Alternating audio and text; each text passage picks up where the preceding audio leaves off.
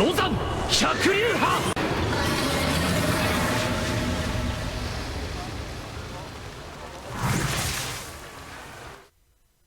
Bonjour à tous, c'est Sirdek pour une nouvelle vidéo sur la NL Channel, une vidéo qui va être consacrée à mes projections pour la semaine prochaine. Allez, jingle!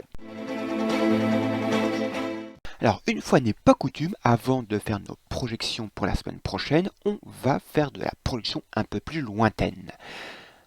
Rappelez-vous, on avait eu ce petit écran sur la chinoise, très mystérieux, et on avait tous été un peu de nos suppositions, mais on était un peu dans le flou, et la découverte de ce personnage qui se cachait derrière ce symbole, eh bien c'était tout simplement un skin de Shun GC, un skin de Noël après Noël, un skin qui ne met pas vraiment en valeur le pauvre Shun GC. Déjà, le Shun A avait eu droit à son petit skin avec des bois de rennes.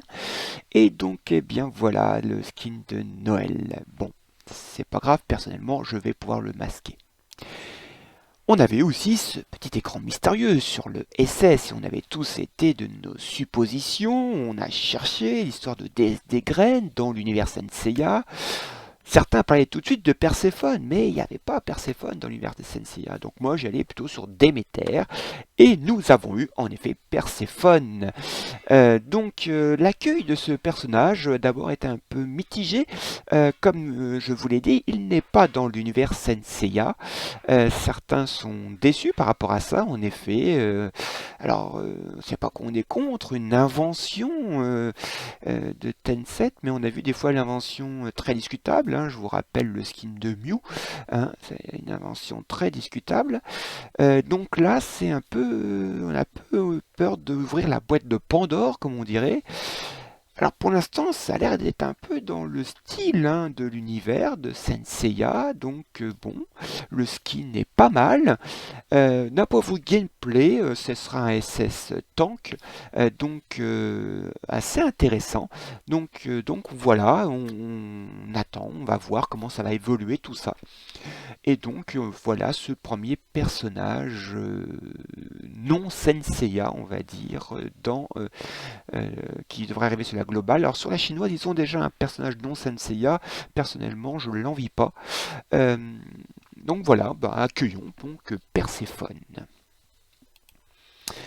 Ensuite, le RC d'Hypnos a été annoncé. Alors personnellement, j'avais pensé qu'il serait au mois de mars. Eh bien, c'est un mois d'avance.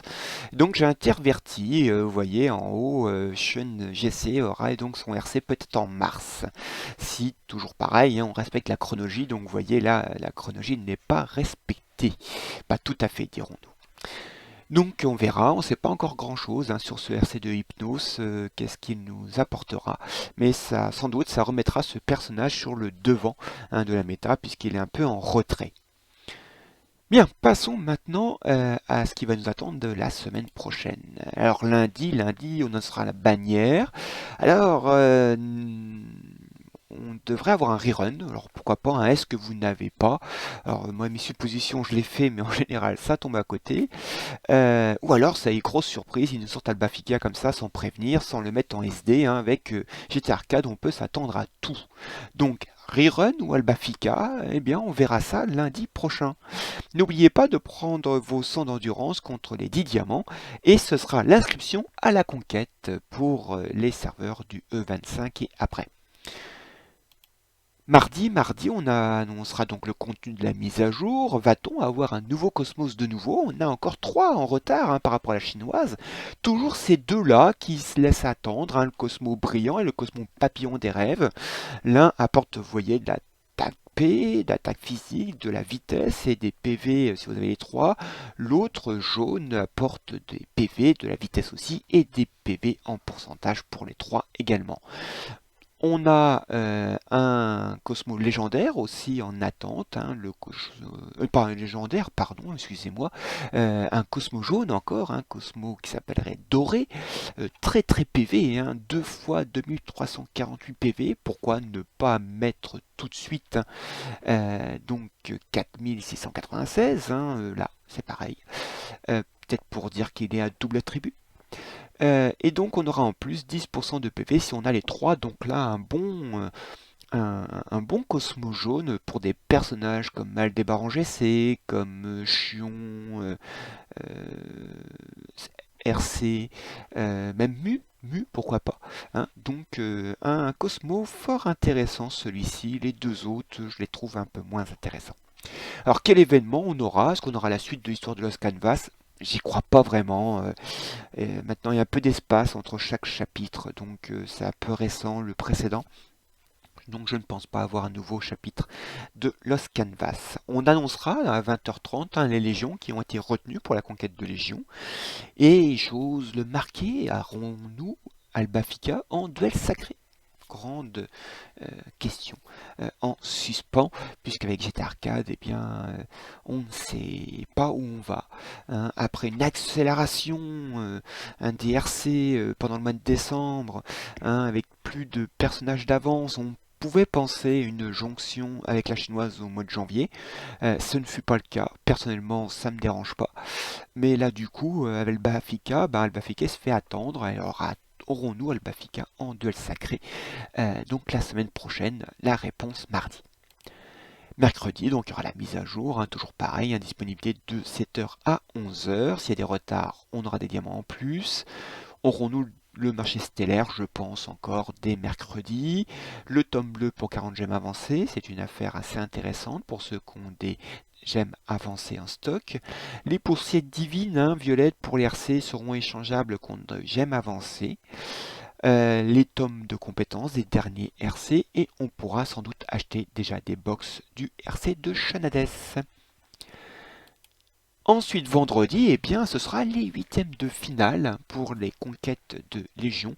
Là, ça commencera à 20h40, hein, donc pour ceux qui sont retenus, pour ceux qui batailleront hein, pour cette conquête de Légion, je vous conseille d'arriver bien 10 minutes avant pour faire vos équipes tranquillement.